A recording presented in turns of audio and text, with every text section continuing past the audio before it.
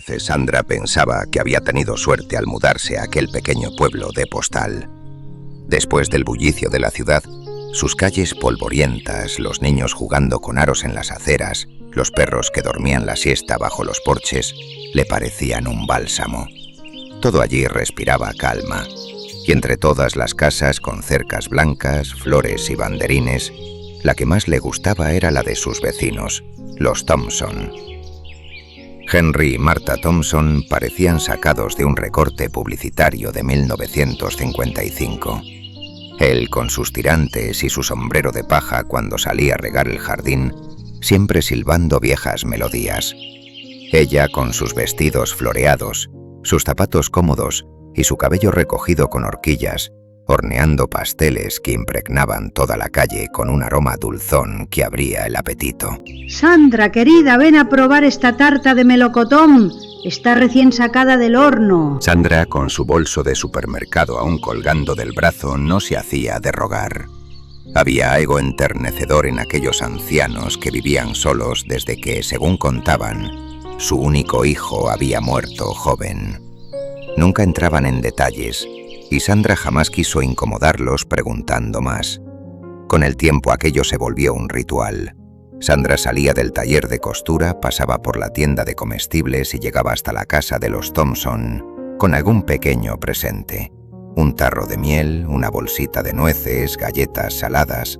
Ellos la recibían con sonrisas cálidas, como si fuera parte de la familia. Ya sabes, Sandra, que para este par de ancianos eres como una hija. Sandra se sentía querida allí, mucho más que en su propia familia, siempre fría y distante. El salón olía a canela, las paredes estaban adornadas con fotos antiguas y pequeñas figuras de porcelana. Henry solía contarle anécdotas de juventud o bromas tan simples que acababan haciéndola reír. Pero con los meses, Sandra comenzó a notar pequeños detalles que la inquietaban.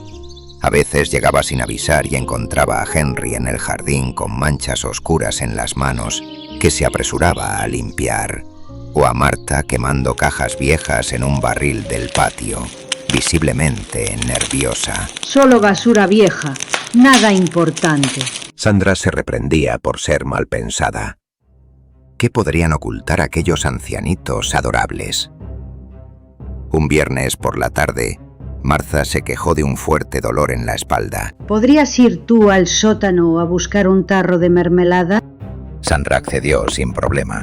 Bajó despacio los escalones de madera con una pequeña linterna. El sótano olía a humedad, a tierra removida. Había estanterías llenas de conservas, herramientas y al fondo algo que la hizo detenerse en seco. 3 enormes cámaras frigoríficas industriales, demasiado modernas para aquel sótano polvoriento. Estaban cerradas con gruesos candados, reluciente pese al polvo que cubría todo lo demás. Sandra sintió un escalofrío. Dio un paso más. Entonces una mano se posó con fuerza sobre su hombro. Era Henry. Sonreía, pero sus ojos parecían más opacos que nunca. No deberías curiosear aquí abajo, Sandra. Este lugar guarda recuerdos muy tristes. Volvieron a la cocina en silencio. Sandra apenas podía sostener la taza de té. Sus manos temblaban. Martha la observaba con ojos brillantes, como si hubiera estado conteniendo lágrimas demasiado tiempo. Sabemos que has visto demasiado y mereces la verdad. Sandra alzó la mirada. Henry la observaba con resignación. Allen era un niño bueno, tierno y sensible, pero en la escuela se burlaban de él, lo golpeaban, le insultaban. Un profesor lo humilló delante de toda la clase y aquella muchacha, en aquella fiesta, Allen no pudo más. Una mañana lo encontramos en su habitación. Había decidido irse para siempre. Con los años, fuimos encontrando a quienes lo empujaron al abismo.